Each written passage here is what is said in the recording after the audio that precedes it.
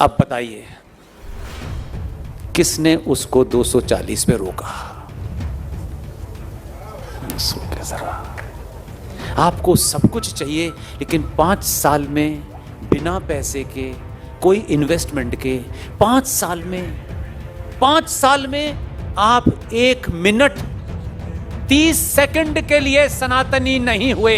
ये शर्म की बात है।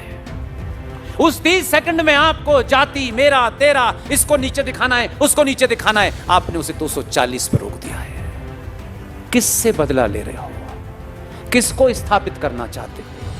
किसको मैसेज दे रहे हो? अपने छोटे, माना कि महंगाई होगी, माना कि बहुत सारे काम नहीं होंगे, लेकिन जो काम इस वक्त हो सकते हैं वो बाद में नहीं होंगे। 1 मिनट की, 10 सेकंड की गलती में उस वक्त ही आपको दुनिया के सारे फैसले करने थे। सबक सिखाना है, फलाना है, ढिमाका है। मैं फिर कह रहा हूं, शांति बनाए रखिए। 272 जिस दिन हो जाएंगे, उस दिन वक्फ बोर्ड 24 घंटे में हट जाएगा।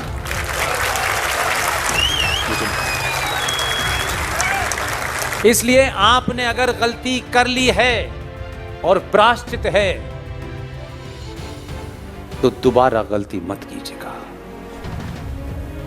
एक छोटी सी गलती हजारों साल तक कितना बड़ा नुकसान करती है, ये हमने हमेशा देखा कि जब जब डिसाइसिव बात हमको करनी थी, उसी वक्त हमने इतने सारे सवाल खड़े कर दिए। अगर इतिहास में चचा फूलवाले को प्रधानमंत्री बना दिया गया, जिसको उस अपनी पार्टी के लोगों ने अध्यक्ष नहीं बनाया, वो इस देश का पहला प्रधानमंत्री हो गया। और ये गलत नैरेटिव सेट कर दिया, झूठ बोला कि 15 अगस्त 1947 को जवाहरलाल नेहरू ने शपथ ली थी। जवाहरलाल नेहरू ने पहली शपथ 47 में नहीं ली थी, 2 सितंबर 46 में ली थी। लॉर्ड बॉबिल ने उन्हें शपथ दिलाई थी। यह सच्चाई नहीं जानना चाहते आप? उस वक्त भी ऐसे महान लोग थे। वो ठीक है, कांग्रेस पार्टी में होंगे, लेकिन कांग्रेस पार्टी आज की पार्टी नहीं थी, वो वाली पार्टी थी। उसमें कैसे महान लोग थे, ये इसको पता नहीं लगाया आपने। मैं इसलिए आपको बताता हूं कि बार बार शत्रु को सिर्फ इस वजह से मत देखिए कि वो इधर खड़ा हुआ है। हो सकता है कि वो इधर खड़े होने के बाद भी कुछ बड़ा कर सकता हो। उस भाव को रखिए, छोटी छोटी पॉलिटिक्स में मत पड़िए।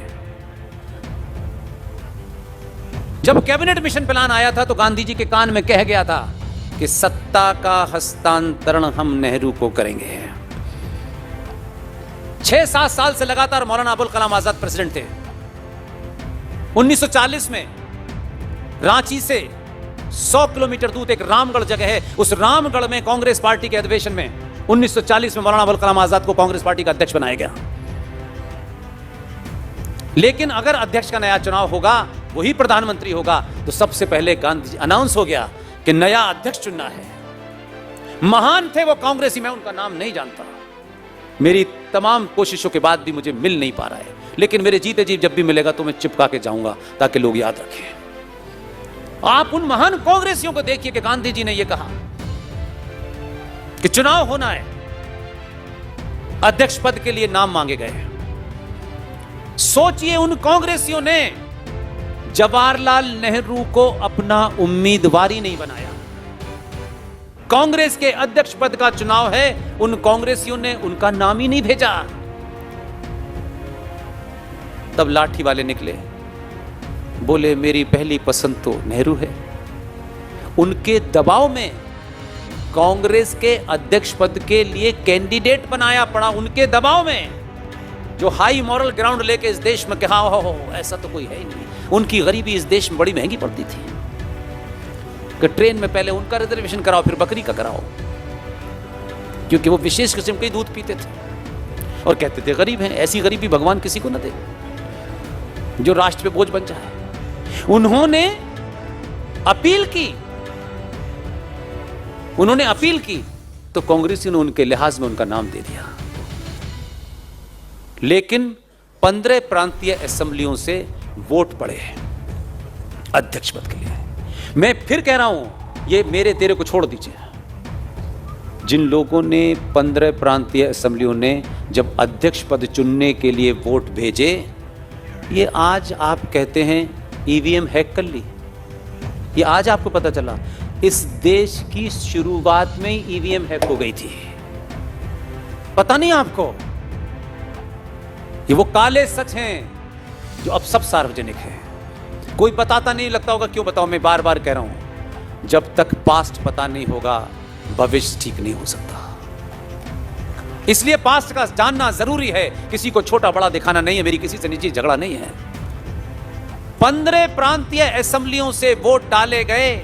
जब वोट खुले तो गांधी जी के सबसे नजदीकी, सबसे भरोसेमंद गांधी जी ने सोच के बनाया था कि इस पूरी प्रक्रिया की देख रेख के लिए एक ही आदमी उन्हें मिला, क्योंकि वो गांधी जी के सबसे विश्वासपात थे। लेकिन वो आदमी को मैं कहता हूं, अगर मैं होता तो उसको मरणोपरांत भी भारत रत्न देता।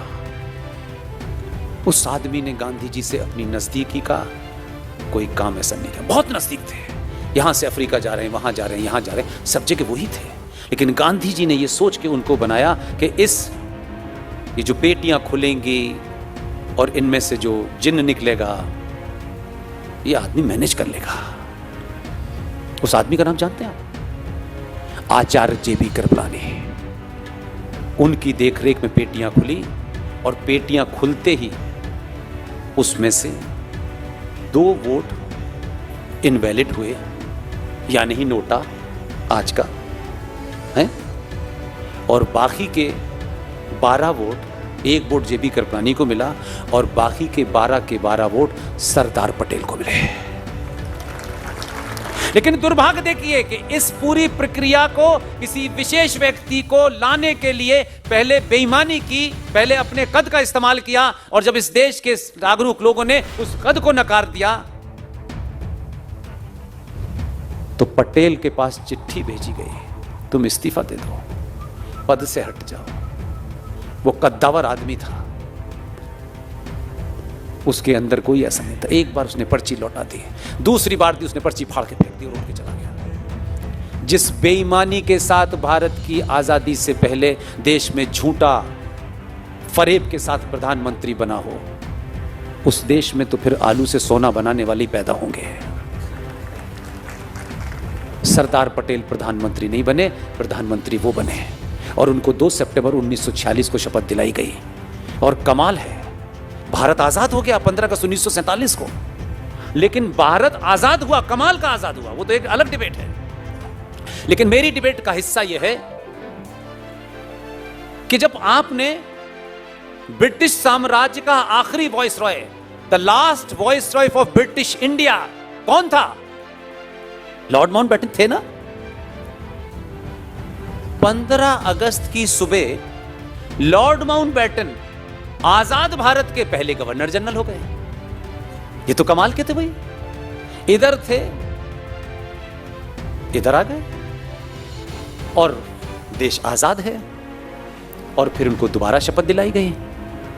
और 1948 8 अप्रैल 1948 की चिट्ठी, क्लेमेंट एटली जो उस वक्त ग्रेट ब्रिटेन के प्रधानमंत्री थे, उस देश के सारे पेपर सार्वजनिक हो गए।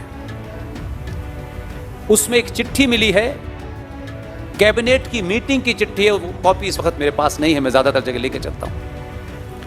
8 अप्रैल 1948 में भारत आजाद भारत के रोशन ख्याल प्रधानमंत्री एक चिट्ठी लिख रहे हैं एटली साहब को, और चिट्ठी में लिख रहे हैं कि माउंटबेटन साहब का ट्रांसफर बर्मा के गवर्नर के रूप में कर दिया गया है। मैं आपसे अनुमोदन और अनुमति चाहता हूं माय लॉर्ड कि मैं बंगाल के गवर्नर सी राजगोपालाचार्य को भारत का गवर्नर जनरल बनाता हूं, कृपया इसकी अनुमति दी जाए। ये 1948 में है, आप कहते हैं देश आजाद हो गया था।